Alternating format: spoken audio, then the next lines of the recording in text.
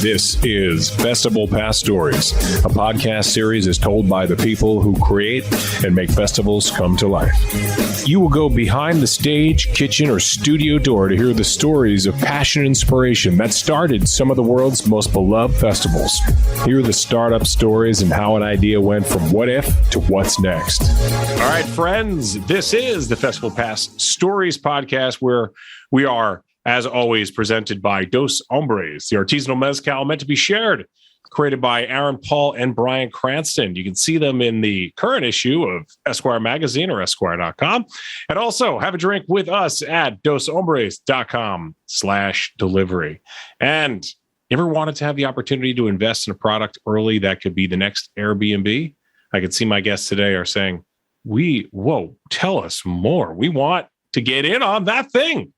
We'll learn why entrepreneurs and celebrities with exits approaching 10 billion, that's with the old B, not like Bitcoin, I mean real billion, have already invested in festivalPass. Go to invest.festivalpass.com to learn more. And festival friends, when you are in a band, every day is a festival.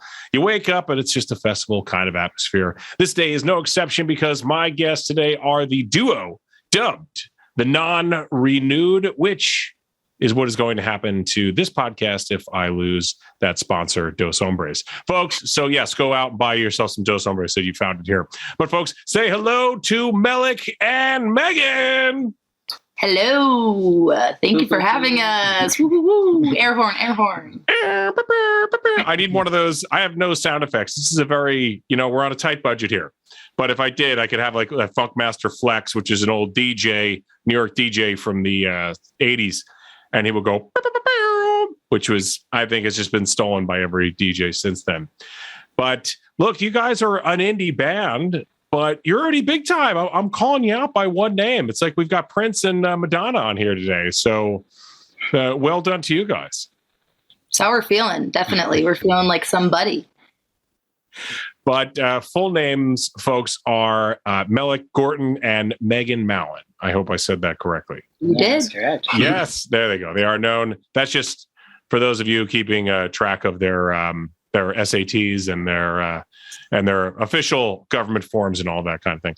But how did the two of you meet? And when you did was it through music?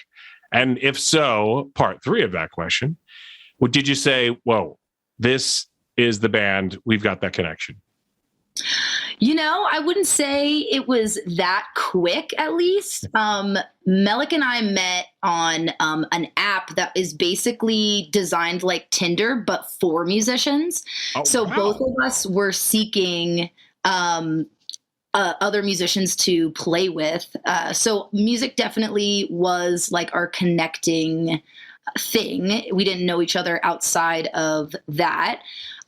He invited me over to his house for a jam in 2019, like May of 2019, something like that. And I went over to his house and he was had a few other musicians there. And I think I went over to his house twice for 2 different jams with a few different people.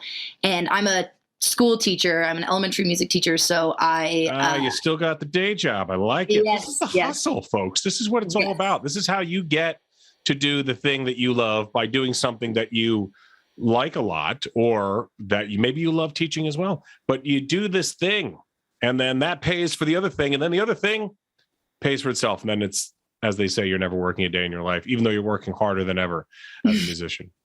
Well, thank you. I appreciate that. And that definitely is the goal, the dream. And we would love if, maybe one day we could quit our day jobs and music could be our only job. But for now, we're balancing it. So I have the summers off, obviously, because teachers have the summers off. And when we had jammed in May, and I had told Mel that I was going home for the summer, which was the East Coast. I was going back to the East Coast, and that I was hoping to return in the fall and that hopefully we could reconnect. But also we had only jammed together maybe 2 times. So there was definitely in underlying, I was like, it may not happen, but I hope it does. And I was delighted when I did get back and the school year started. Mellik reached back out to me and said, hey, like, are you still wanting to get together and play music? And I said, absolutely. I'm so happy you reached out. And he had, like, the other people who we had kind of jammed with had kind of like fallen away, because it's hard to, stick with this stuff. Especially some drummers. Yeah. So, but what was that, Mellik? There was a little bit under the breath there. Especially bassists and drummers. It's hard to get a drummer to commit, sometimes. But we started playing just the two of us, kind of picking covers that we both like. We have similar music tastes, so it was easy for us to find songs that we could just learn and sing and play together. And but we kind of felt that we were wanting more band members. Yeah, and it definitely, at that point in time, I think we were both sussing each other out, and I've definitely been in situations where I've been playing with different musicians, kind of more like an independent, like as being the solo act with like session players or folks who would just be willing to play with me. And so I feel like finding musicians is most like dating than anything else I have ever done. That should be the name of that site. Like that Tinder site should be called The Sus. That's genius. Yeah. And not like I want to give it a big promotion, but I had not heard of that. And I'm not surprised that that's out there. But what is that site called? It's called Vamper, I think. Vamper? Without the E, just the R. Yeah, so Tinder used to be, I think they're now TINDER, but Tinder used to have no E. It was just TINDR. Right. So this now they're old and mature. Tinder's old and mature now. So we need to buy a vowel. Yeah. They can afford it. Now they're public, I think, so they could afford to buy the actual vowel. Pay the rights, the royalties to it. So this app was Vamper, VAMPR. Okay. Yeah. But what were you guys were just killing the bass players and the drummers? Are they not reliable? Is this what we're hearing? Yeah. Definitely. I feel like also music for a lot of people is like, a fifth priority behind family, work, relationships, friends. And then it's like, oh, I guess we can do this on the side. And then, a bassist or a drummer may have 4 different projects going on, which is definitely kind of the thing we were running into. They're either like flaky because they have like mental health stuff going on, or flaky because like they have too much on their plate because they say yes to everybody.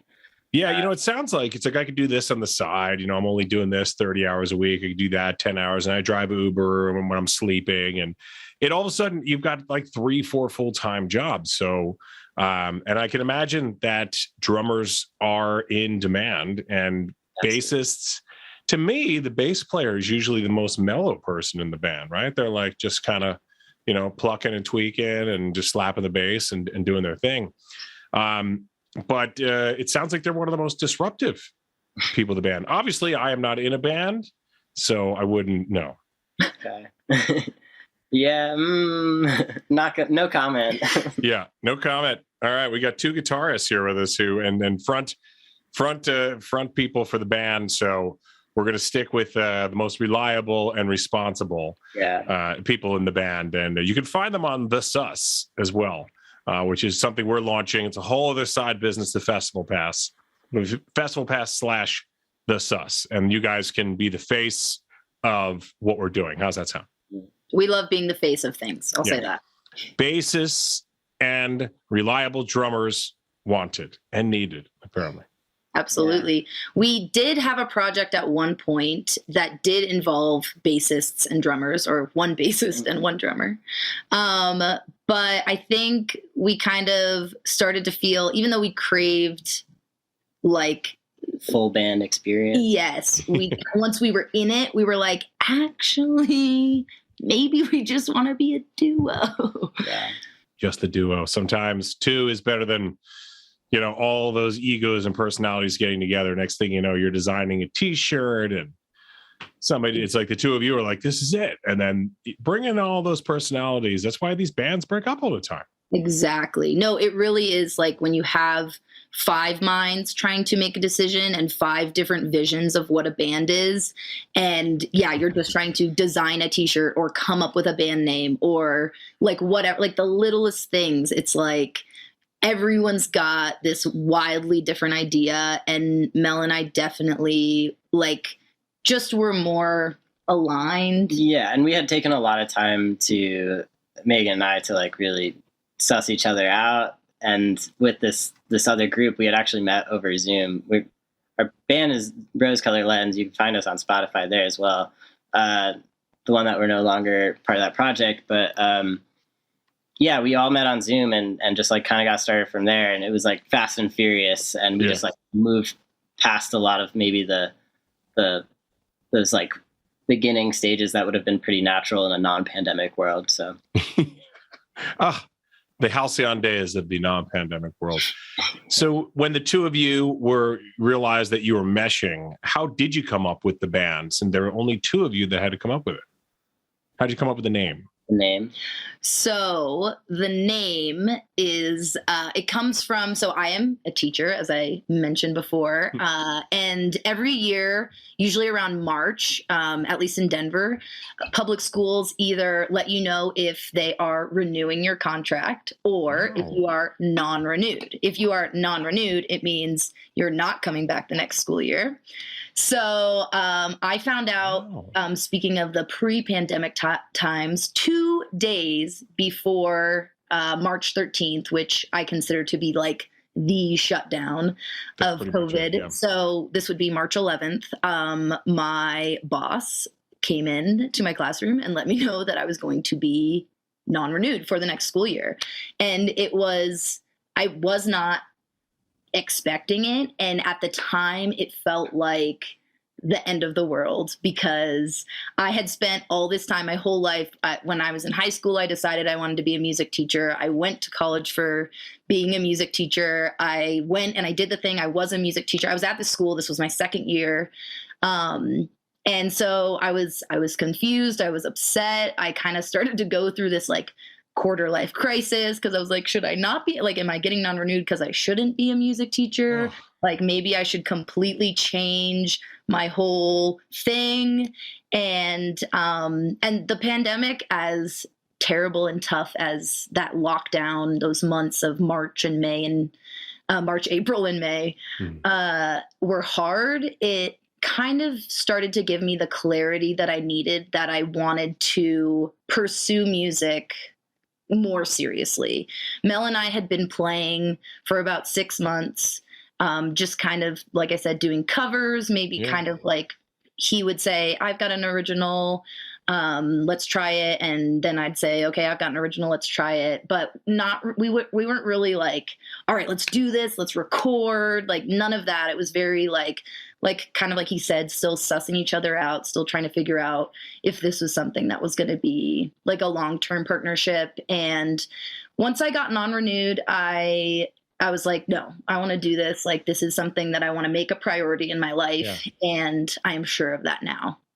And so in that time, the Zoom, with the Rose Color Lens people started. And so it seemed like, okay, this is great. This, like, we'll just do this. And we really did do it. Like, we put 3 songs out in like 2 months, 3 months, 2.5 months, probably. Yeah. So we were like recording songs, putting them on Spotify. We were, getting followers on Instagram. It was going very quickly. But then of course that like moving so quickly with people that you're like, it's kind of like when you are dating someone and you guys go through so many phases of the relationship so quickly. And then you get to a point and you're like, oh my gosh, I'm like just getting to know this person. Yeah. And I'm not sure if actually we should be this far in our relationship yet. So we kind of had one of those moments. And so eventually Rose Color Lens kind of fell away, and Mel and I reconnected, and we decided that we wanted to just do this duo group, but we were going to try to take it as seriously as we took Rose Color Lens. And we were trying to think of names. Oh my gosh, for the longest time, we were just going through and we were like, we hate that. We hate that. We hate that. Like, We were going to do our names, Mellik and Meghan, or my last name's Mallan, so we were maybe Eminem. Mellik and Mallan. Yeah, but then we were like, there's a trademark infringement thing going on with some candy, I assume. With right, exactly. Yeah. So you don't want those lawsuits, but do you? But then that brings attention. You may want those lawsuits.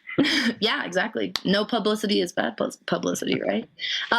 So yeah, we were sitting here in my living room where we are right now, and we were going back and forth on names and just trying to come up with things, and everything was stupid. And my girlfriend was sitting in the room as well, and she was getting frustrated that we just weren't getting anywhere with our names. And she was like, "What about the non-renewed?" And we were like, yeah, we like that. So she actually kind of came up with the idea of doing the non-renewed, but obviously the non-renewed comes from the fact that I was non-renewed in the 2020 school year. Amazing. And Mel, if I can call you Mel, you just went along with it. You were like, that's the name. That's it. Yeah, it took me a second to settle on it, but I think it was funny and the right level of punch, I think, that we were looking for. I definitely feel like not taking yourself too seriously in music and your art is like a really important aspect, and that feels like an important piece of that, and like feels to sum us up. It feels like it sums us up. It's self-deprecating a little bit, right? Because I mean, it was like getting non-renewed was a low point for me, but again, out of that like low point of being like, should I be a teacher? I don't know. I was like, no, I want to do music. So it does kind of make sense in that aspect as well. But yes, it is kind of the self-deprecating humor that we both embody. Moment of self-reflection, and you're wallowing in this moment of despair. And as people say, maybe this is for the best. You're like, what do you mean? I have no paycheck. Don't tell me that. And now look at you guys. You're on the path to greatness. And then one day you're going to be telling Jimmy Fallon that story, and he's going to be like, oh my God, this is so great. This is so you lost your job, and then you were like, oh my God, that's the name. Like, it could have been like Fired. Could have been the name of the band. Like, so great. So look, I don't want to turn this into a conversation about how the teachers are treated, but something like that would just never happen in New York, because that's where we're broadcasting from here. But just because the union is so strong, does it take longer to get tenure there? Is that the problem? Well, the type of teacher that you were, because I don't know. Yes, it was the type of teacher that I am. So technically there is a 3-year period where you are, what's the word again? Contract. You're basically not tenured. It's, I can't think of the word off the top of my head, but the first 3 years in Colorado, at least, you can be non-renewed for they don't have to tell you the reason. They don't have to have a reason even. They could be like, my friend wants to be the music teacher now, so you're non-renewed. So it doesn't have to be anything. And that was I was a part of the union, and I did go and talk to my union rep about it, and she was like, I wish I could do something, but you're still in that first 3 years, and they could just let you go. They don't even need to tell you. They don't have to even have a reason. So it was hard. Or without cause. Right. Well, this is the launching pad for greatness. And I see that you have some of your influences behind you there. For those who are watching this, you got the John Mayer Trio, and of course the classic Fleetwood Mac Rumors album behind you. Were those some of your influences to come up with some of this original music? I don't know if I would say John Mayer and Fleetwood Mac were the influences for this music, though I do love their music. I would say we have more indie type influences, but I mean, rock, we are influenced by rock for sure. We're indie rock. But we have other influences that are more. Yeah, I mean, and of course, I think like we both. I'm from Fairfield, Connecticut. Like John Mayer, of course, is like kind of part of my blood in that way, whether or not I love him or hate him. It's like, it's definitely probably shows up in my music one way or another, in some of my writing style, and probably the same for you too. And playing your Stratocaster and whatnot. It's true. I do. My Stratocaster's name is Jimmy John, and the Jimmy is for Jimi Hendrix, who was a Stratocaster player, and the John is John Mayer. So I am a big John Mayer fan, and he is a great songwriter. So I would say our songwriting is like, we definitely try to pride ourselves on our songwriting, and I think John Mayer takes his songwriting very seriously as well. Yeah. So in that way, definitely. I mean, I would love to say that, like, we're like John Mayer. I don't know if I can say that, but you can be aspirational and think that one day you're going to be opening for John Mayer on a tour 2 years from now, and you're going to be like, what the name of my guitar is? Jimmy John. Exactly. That would be amazing. That would be incredible. Yeah. So the hit song, well, at least for me, it's a hit, and I've been listening to it and loving it that much. And that's the two of you, the version I saw, the two of you on acoustics. And where did that come from? That's original. That's your stuff. Okay, so that's all Mel. Yeah, that I wrote that one, but pretty much a lot of that production and like a lot of the everything other than chords and lyrics are really Meghan's touch on that. And that one came together really easily. I wrote it in a relatively quick turnaround for in terms of my timeline for writing. And then once I tracked it really fast. It just happened to have some free time between some other tracking we were doing. And Meghan just kind of took it and ran with like a lot of the lead guitar and the other elements of it. And so, yeah, it just seemed to really fall. Some other tracks that we are working on right now have been like in our possession for a really long time. And that one just really fell together really easily and was kind of our first stab at just like, can we do this? And is this working for us as a duo, as two people that had just lost the person who had been doing a lot of the mixing, the tracking and like production elements of that? Like, were we capable of doing that? And I think we proved to ourselves that, we're possible, and it did fall together pretty well. So through this, you've taught yourself a new skill, and then no one knows your song better than you. So when you're laying down those tracks, and you didn't have to bring in a drummer for this one. Wasn't that good?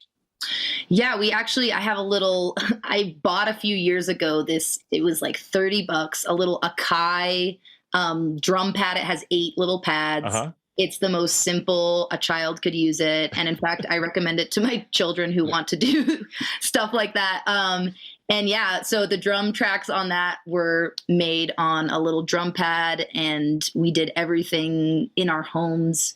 It was very DIY. And yeah, it was pretty cool because, like Mel said, he just kind of tracked guitar, tracked vocals. He sent it to me. And at the time, I was not working as a teacher. And so I had a lot of free time during the day. And one day I kind of just sat down with it, wrote a couple guitar licks for it, and put in the MIDI drums and the bass. And then it was like pretty much there. And we got it mixed and mastered by my old college friend who is doing the mix and master thing. Their name is Judy Bell Camunion. Judy Bell Camunion, and they are so amazing, and they've been great to work with, and we hope to work with them again. So yeah, it was very quick turnaround because Judy Bell turned it around very quickly as well, because we sent it off to them for mixing and mastering. They sent it back to us, and then we were like, all right, let's upload it. That's Judy Bell for you. She's doing her just classic Judy Bell right there. But it's amazing, right? During this time of you can't hire somebody, you can't, you're working on a tight budget, but you're like, I want to figure this out anyway. So another blessing happens. You lose this person who is helping you with the recording and the engineering, and you just decide we're going to figure this out ourselves. And now you got this whole other skill to go along with it. So you can take any of those other pieces of music that you've had in the archive and do the same thing with. And that's our hope. Yeah. And is that what you're doing? Are you doing that now with any other pieces of music? We're definitely kind of moving. We're like because both of us are like songwriters and have been for a long time. So we're kind of working through our old like discographies per se, and like figuring out what's actually worth working through there. But then also, we're also simultaneously writing as we have a little bit more time on our hands in this pandemic world. And I definitely have written more in the last 2 years than I have in like the last 5. So that, there's a lot, because like I'm still sitting on stuff from high school. I'm 25 now. So, and I'm sure the same for Meghan. So we are working through some of our older stuff, but also simultaneously turning out fresher stuff, which I think is more exciting and fun to touch versus like the things that we've probably played 1,000 times each. So. Yeah, well, I like to write a lot of jokes, and I've got my catalog of jokes, and I'm still sitting on some stuff from high school as well, which was not 7 years ago, but 27 years ago, anyway, something like that. Who's counting? Who is doing the math? I don't even know. It's way off. But that's got to be exciting, though, when you start to do that after you've put this one together. And I mean, is it like, are you rushing back into the studio, or you're just like, and by studio, I mean like the spare room in the house, but well, it's called a studio, right? I'm in a spare room of an apartment right now. So we're calling this a studio, so we'll go for it.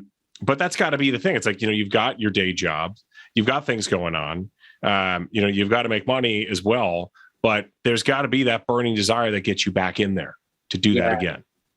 Yeah, I think both of us have really been our like priority. So we have 3 songs we're currently tracking right now that we're done tracking, and they're more in like the production, mixing and mastering phase, that we are hoping to push out really soon here. And I think after that, like, or at least right now, our priority while we're still working through that stuff and sending notes off every other night with the various people we're working with, we're also really hoping to work right now on our like musicianship and like kind of embedding ourselves in like the Denver music community a little bit more, just because we've been so tied to our bedrooms and like so kind of in this like social media space, but not actually like out there in the community, reconnecting with like, a lot of the folks that I knew from like undergrad and things of that nature who are out there doing music.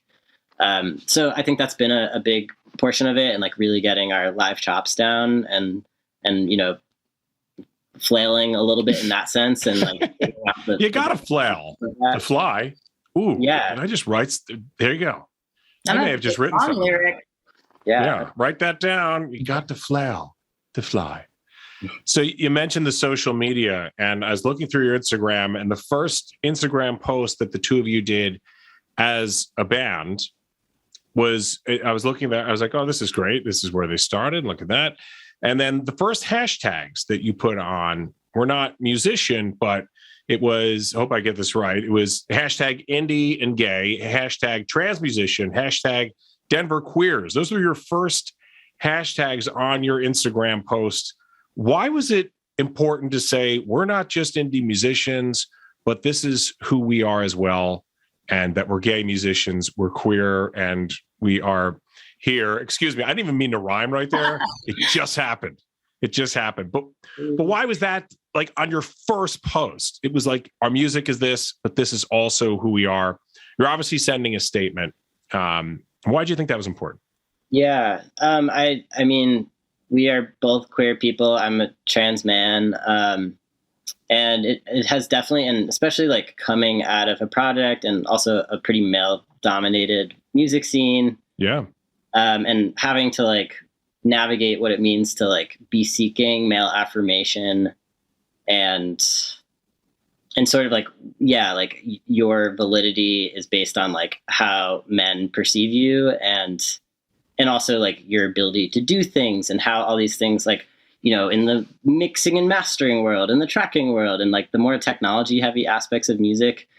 I think we felt really like, the Rose Colored Lens group was a group of men that we worked with, presumably all cis men.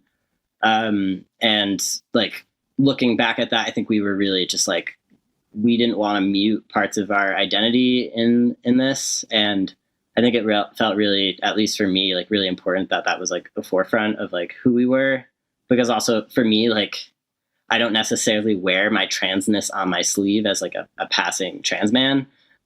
So it was something that I wanted to be able to like mention pretty outright, just so that folks know that like they can see that and also relate and connect to that. Cause like whether our music is like really inherently queer, that may not be obvious to somebody until they start to kind of listen to it and understand our experiences a little better. And I also think that queerness, although music brought us together, I think one of the things that made Mel and I a duo where, kind of being surrounded by cis men, we wanted this to be a part of our band's identity, but like with more than half of the band being not queer, we like kind of couldn't do that, or maybe other people were like uncomfortable with that being like kind of at the forefront of things, where once we kind of lost those people and it was just us, like being queer definitely is something, being a part of a community together is, definitely connects us. And we're both very proud, and Denver is a place that, we're super lucky. There are lots of queers here. And so we're very at home here in Denver. But yeah, I think we both value, identifying as queer and that being a known thing. And hopefully people just love that about us, and that just makes them love our music more. Well, I think it's excellent because now this is part of your identity and now it's going into the music. So I know you haven't played any music festivals yet, but would you be more apt to perhaps play maybe a Pride festival or a music festival focusing on, maybe trying to promote more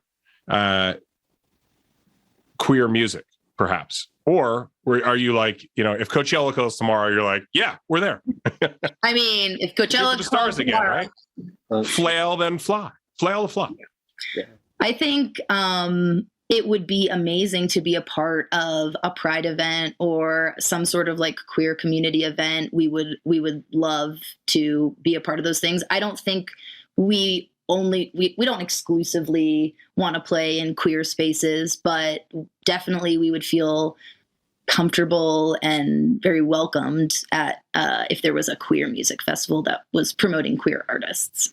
Yeah. And I think it was always something like, I think growing up on like Tegan and Sarah and some other artists, like it definitely felt like if you listened to Tegan and Sarah, you were like pegged as like, you are a lesbian. And I think that has always been maybe like, there's this little like self homophobia thing going on in myself. That's like, oh, well, if you're like, if that's how your senior is going to be pigeonholed into that. Yeah. But I really don't think that's the case. And like have really like opened myself to what it means to be like a queer person and be like out and proud about that. And hopefully, get much more involved and embedded in the queer community here and the potential to play an event like Pride. Yeah. So speaking of Tegan and Sarah and your music influences, like I'm seeing there behind you, when you went to musical festivals, sounds so weird. When you went to festivals, was there, what was the first festival experience you had perhaps? And was it something where you looked up the stage and you saw these musicians and you had this dream, or was that even part of it? Or was it like, you're just there for fun because you're young and enjoying it? Well, technically, I went to my first actual music festival this summer, and there's a music festival in downtown Denver that is called the Underground Music Showcase, and it specifically showcases Denver musicians and artists and bands, and it takes place right on South Broadway is like one of our like main drags, or it's like kind of like the cool part of town. It also happens to be kind of like the queer part of town too, which is maybe on purpose, I don't know, but it's very cool because it's at like restaurants and bars and outdoor places around Denver. So it's like right here in the city. So, we would go to the festival during the day and then we would just like drive home at night or walk home at night and then come back the next day. And we saw some really amazing artists this summer. Pine Grove is actually one of the few, they had a few non-Denver bands, and Pine Grove, I shouldn't have mentioned Pine Grove because they're probably one of the few bands that weren't from Denver, but they're definitely it sounds like that's a Denver band, Pine Grove. It definitely, Colorado, at least. As far as like their like vibe, I feel like it is very like Denver indie vibe. He actually does have Colorado roots. Oh, does he? I did not know that. He went to he was a camp counselor up in like Rocky Mountain National Park, I believe. Hey, that's enough roots for me. Yeah, but I don't think that's why they were asked to play. I just think they were hip and cool. Yeah. But that was really cool because we did get to see local bands and artists up on stage, and it did seem like this is maybe something that could be attainable for us next year if we work really hard. Do you want to talk about the ums? Yeah, UMS. Let's call it the ums. I don't know actually proper how they like to refer to themselves. Is the festival underground music. What was the other M? Showcase. Underground Music Showcase. Yeah. UMS Underground Music Showcase. Well, that sounds like a great place for you guys to be. That sounds like an awesome opportunity. We're going to have to send this interview over to them afterwards. Yes, please do. Please take us. So, Mel, was there a big music festival you went to when you were younger, or was this, or were you just starting to get into the festivals now yourself? Actually, I was surprised to hear Meghan say that this was your first festival, because it actually, I think, may have been mine as well. I mean, I've seen a lot of live people growing up and that sort of thing, and have like also aspired to go to like fantasize about going to these different festivals in like high school and things, but like just like disposable income wise and like time off and transportation of being able to get yourself to Firefly from Connecticut to Delaware on any given weekend in the summer and spend $500, like just was not in the cards. But like it was definitely a dream. And so, this was actually my first chance to really get to just like dive in and focus on music in that way. But like, I kind of created that for myself growing up. In high school, I had this like open mic showcase at my house for like 3 or 4 summers where I just had a bunch of my friends play, but it was curated, like I picked, like I asked and invited people to play versus like just a regular open mic where whoever shows up and they play some covers that you don't care to listen to. So you curated it, but you still had that like crunched up piece of paper and you're like, up next is Joe and Michelle. Oh wow, I didn't even realize they were here. But you knew everybody that was going to be there, but you made it seem like it was a little bit of improv and it was open. And I think it was a good time, and I'm like, I think I'm really grateful for that, and like, and it was a magical time growing up to be able to like put on your friends like that and celebrate your friends and like focus an entire night towards music in that way, that oftentimes I don't think we get to do enough of. Then let's get back to your music, because there was another great song that I listened to on Spotify, where you can also listen to this podcast eventually when we put it out there. Smoke You Out. Now, to me, when I just heard that title and the time that you released it, I was like, this sounds like a big FU to the old pandemic. Like, we're going to smoke you out, man. But tell us more about that song and, again, the inspiration for that one. So Smoke You Out is not about the pandemic, but it is about smoking weed. Here in Denver, if you're over the age of 21, weed is legal. And so I like to partake in living in Colorado often.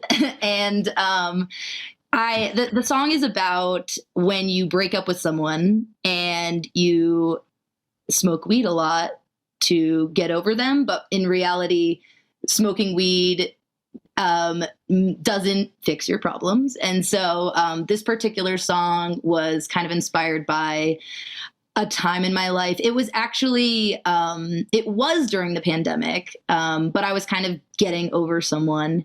And I was also getting over the fact that I was non-renewed, and I was smoking a lot of weed because I was not working and was kind of like, what am I going to do with my life? And this is good legal Colorado bud. This is good legal Colorado bud. We got to get our fix. So I was standing on my porch, on my front porch, and it was March and it was cold, and I was like smoking a joint, and there was like a thunderstorm going on. And so I was like really like feeling my like deep, like, oh, I'm so deep and like depressed and like I'm gonna just lean into this and like smoke weed all the time and be cold and love the fact that I'm miserable. You know, it was one of those time periods.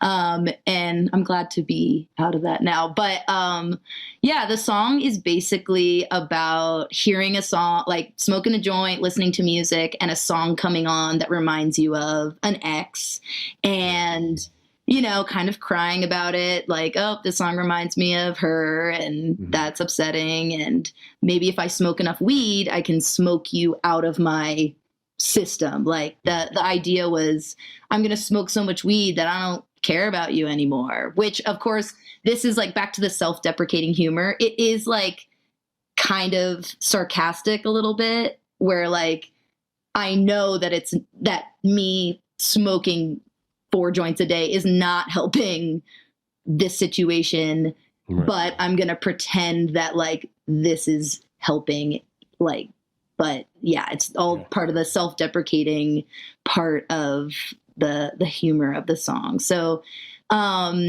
yeah, that was kind of the inspiration for the song. I kind of just threw it up in my notes app. And when I say threw it up, like I just kind of like puked it out of my system. Not to be, sorry to be so like visceral, but yeah, like when weed, someone's going to puke, you know.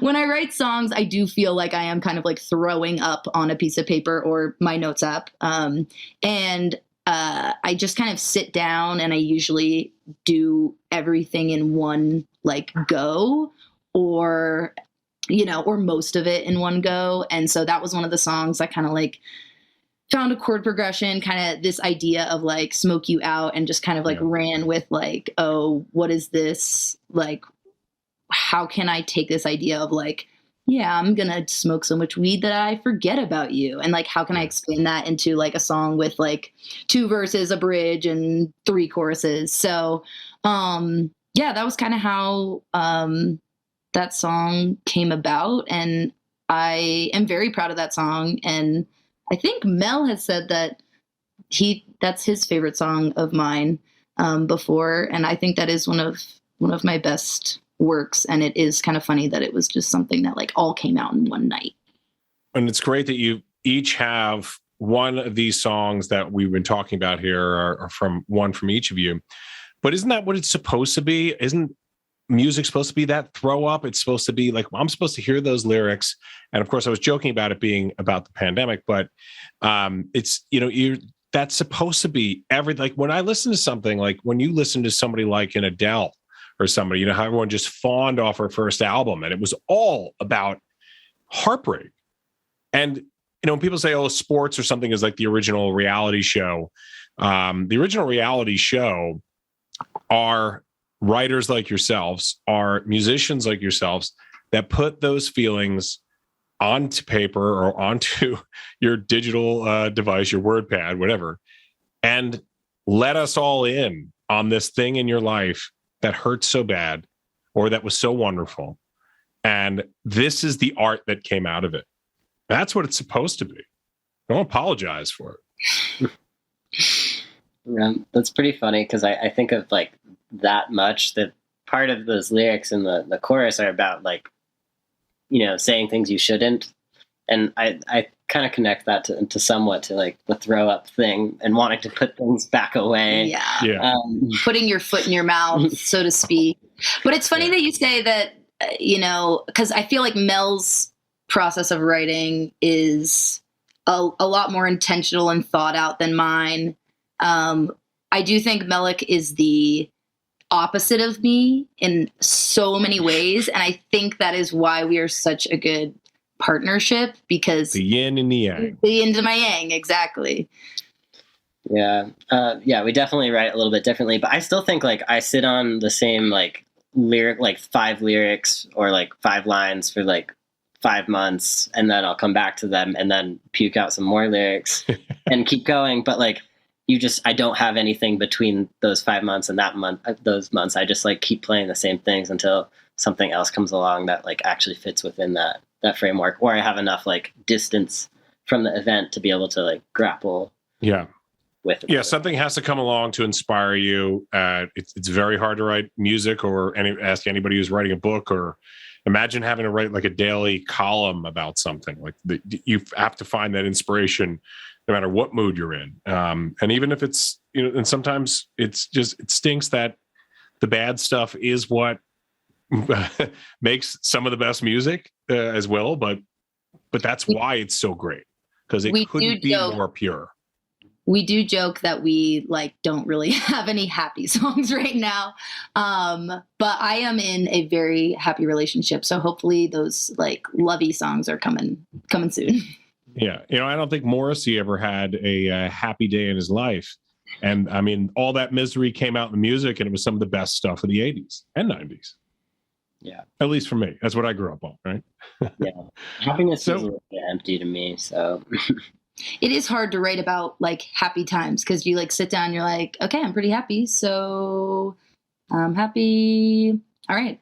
What else do I write about? It is so much easier when you're like feeling so much angst and anger and sadness to like pour that into like, I'm one joint away from forgetting all about you, like kind of lines that are, definitely like sting a little bit. And those are the lines that I know stick with me.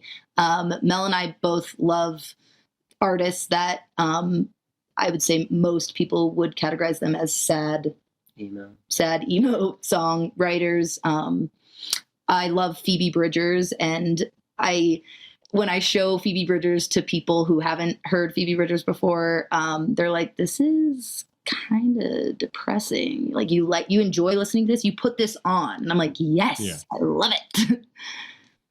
Mel, how about you? You mentioned, the John Mayer influences, and I know you both like John Mayer, but what are you listening to right now that is out there that might bring that melancholy, but also inspire you to put something else out?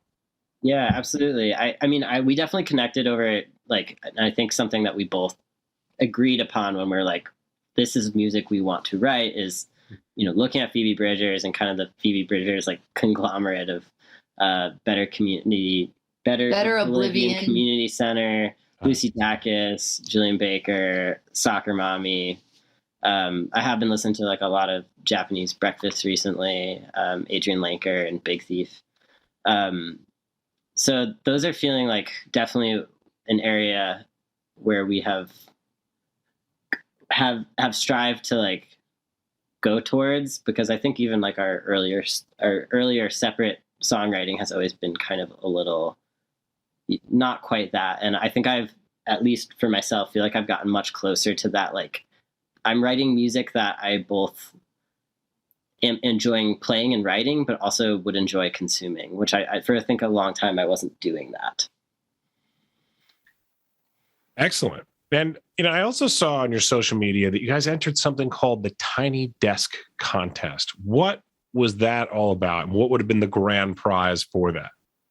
That would have been sweet. Yeah. NPR puts on the Tiny Desk Contest every year. And I think probably most people are familiar with the YouTube series that they put on, where an artist comes in and does a pretty bare bones set in the NPR offices. And so we wanted to just apply because it seemed like a good opportunity to reach a large audience. And because our music, while it's indie rock, I think we also kind of have those folk influences and like very much are like priding ourselves on like harmonies and just our musicianship in general. It's felt like a really good fit for us to at least to put our hand in the ring, and whatever that whatever that. It also analogy felt is. like we didn't have at that time like some of those Tiny Desk submissions are like so well produced, and they're like these videos that are like could have been on MTV if MTV was still a thing, and like ours was very bare bones, and that kind of is what Tiny Desk is, as Mellik was saying. And was originally. It feels like it's grown a lot. Yes, but it felt really easy. Slightly larger desk now. Large desk. So the Tiny Desk seemed like something that was in our wheelhouse because it seemed like we could do kind of a low production video and still maybe if our like song was good enough, we could still maybe get picked. So Mel had a guitar, I had a guitar, we were both singing. It was filmed right here on this couch. And we had 2 cameras, and my lovely girlfriend cut the 2 angles together to like make it kind of nice looking. And we used her camera and Mellik's camera and kind of made this nice little vibey video. And I'm pretty proud of that. Like it was nice to have something to release before we released a full production version of Smoke You Out, to have this like acoustic Tiny Desk version of it and have people fall in love with the song. And then when we release the big produced version, people are going to be like, yay, wow, so much music, instruments.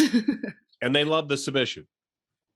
Yeah, I would say we've gotten a lot from our friends and fans and family. We've gotten pretty good feedback. People like the video, and some of our friends have even said they've watched it over and over. And we haven't released that one on Spotify. We are like, it should be done within the week or 2. It's getting produced right now. It is getting produced by Emily Mitchell, and she's also one of my old college buddies, along with Judy Bell. We all went to the same college, the College of St. Rose. And that's like, it's at like Upstate New York. 99% upstate New York, Albany. You know about that? Yeah. Yeah. So it's 99% done right now, and we're just putting the finishing touches on it, and hopefully we'll be releasing it here on Spotify very, very soon. Hopefully before or on the day of our big gig. Which is excellent lead in to that. You do have a big show coming up at the Lost Lake Lounge, and it's kind of like a festival within itself, right? You've got Derek Dames, Jackness Harkness Band, if I'm right, and the High Street Joggers Club, and of course you guys, the non-renewed. And these are all Mel's buddies. Well, a good portion of them. Yeah, a lot of them I knew from undergrad. Went to University of Denver, so it should be a fun turnout of old friends, but also probably a lot of new folks. And so is that how this came about? Did you guys put this showcase together, or is it you guys were invited by the lounge? Yeah, we were actually invited by Jackson Harkness because it's going to be their album release party. Jackson's releasing an album that day, or around that time. So they're putting on a big party and having a bunch of homies. So it should be a good time. So how do I get tickets to it? How do our festivalPass subscribers get tickets to this? Yeah. Well, you can, if you find us on Instagram, that's probably the best place right now. We are taking tickets via DM right now to avoid service fees if people want to on our Instagram, which is the non-renewed. At the non-renewed. Yeah. No hyphen at the non-renewed. Yeah. No. And then also, our Instagram can also lead you to the link to buy tickets the good old fashioned way through our link tree.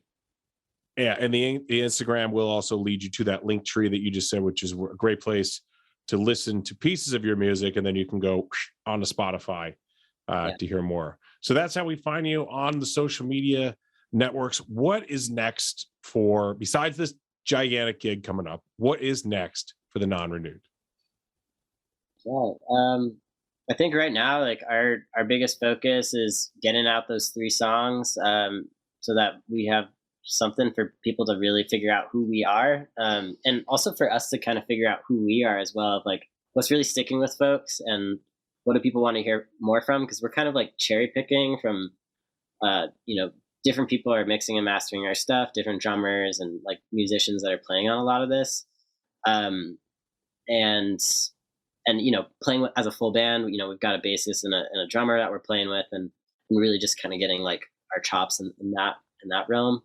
And I think after that, like I think ideally we'd start really writing together and looking at putting out an album once we kind of have a better idea of like our identity as a group and like who we want to be. Yeah, I couldn't agree more. We've been sitting it's hard because that much did come together so quickly. And these other 3 songs we've been sitting on for a while. Some of them like over a year, some of them maybe even getting up to like 2 years. But we are like super close on all 3 of them. So definitely our immediate focus, besides of course playing the gig and rehearsing with those new friends, we found a bass and drummer who are reliable, Yes, which is a reliable bass and drummers. Wow. Yeah. So, drummers, and it actually works out really well because the drummer who will be playing with us at the show is in the Jackson Harkness band as well. So that was super convenient. And we would love to just continue to play shows and really get our like local Denver scene to notice us. And maybe UMS, maybe bigger, who knows? We are just kind of rolling with the punches, trying to get stuff done right now. Excellent. Well, look, you guys have been great with your time. We are out of time. So Mellik, Meghan, time to smoke you out of here, unfortunately. Hope you understand. And folks, that is all. You got to see them at this showcase. It's going to be unbelievable. Again, check them out on Instagram. You can follow everything from there at The Non-Renewed. And we will see all of you at the next episode or on the next episode of festivalPass Stories. Mel, Meghan, thanks so much. Thanks so much for having us. This is festivalPass Stories, a podcast series is told by the people who create and make festivals come to life. You will go behind the stage, kitchen, or studio door to hear the stories of passion and inspiration that started some of the world's most beloved festivals. Hear the startup stories and how an idea went from what if to what's next.